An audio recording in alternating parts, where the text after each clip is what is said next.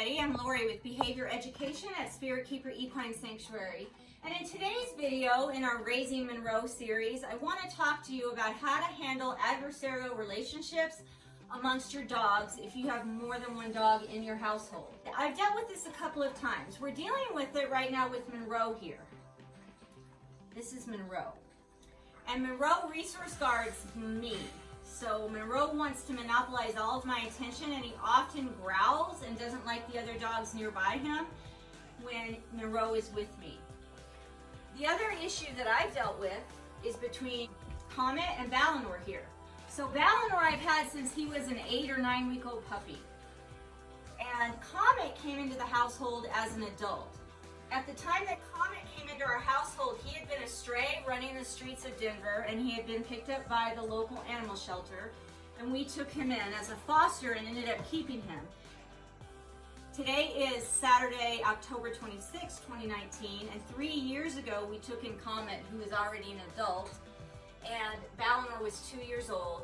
Neither one were neutered. We wait until the dogs are adults to neuter them, but Comet was picked up as a stray and he wasn't neutered, and Balinor hadn't been neutered yet. And they had a very adversarial relationship with each other. So they started to growl at each other around people and around food, and they actually got into some fights. Now granted, they were low-level fights, meaning that neither of them had to go to the vet, and the skin wasn't broken, but some hair at times was pulled out.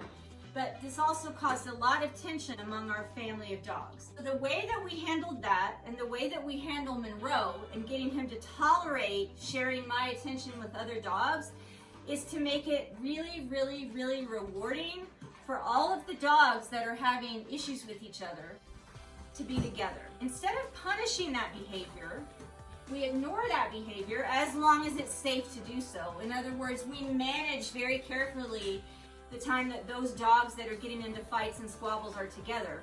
But every time they're together, we're giving them lots and lots and lots and lots of treats. In the beginning, we're using very high value treats. So they might be getting chicken or turkey or something that they get at no other time. Now they're only getting it when the other dog is with them. So when Comet and Balinor were having so many issues, I stopped giving them treats individually.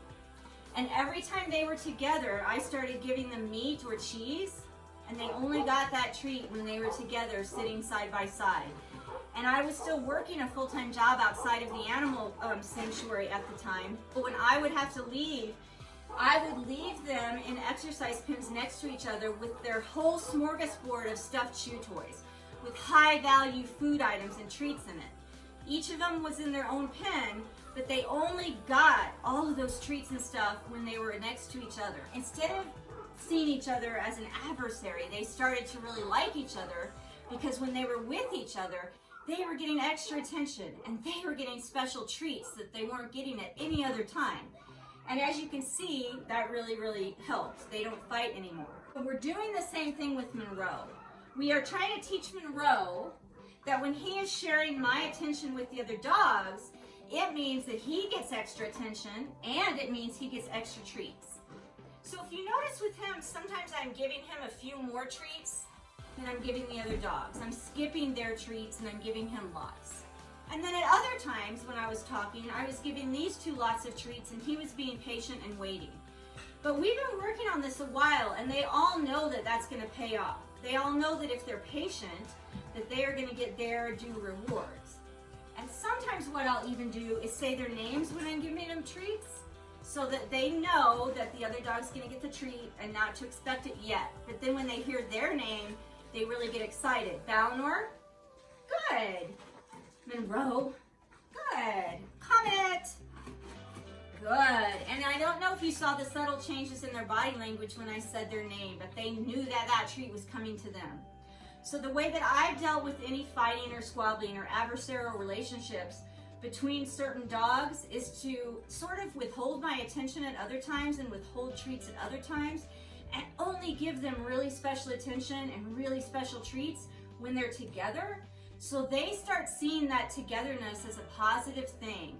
They start seeing that when they're with these other dogs, it's reinforcing for them because they're getting great stuff. eventually all of that squabbling and that jealousy extinguishes, and we have a nice, happy household, don't we? So if you have any questions about any of this, or any other questions related to dogs or snakes or horses or any species really, I'll help you with any species that you have a question with if I have experience with that species. You can contact me at behavioreducationllc@gmail.com, or you can find me on Facebook at Behavior Education or Spirit Keeper Equine Sanctuary, or you can go to the spiritkeeperequinesanctuary.org website or the behavioreducation.org website.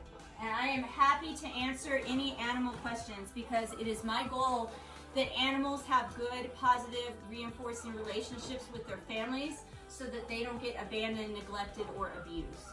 Everybody, love your animals, and until next time, give them lots and lots of love and treats.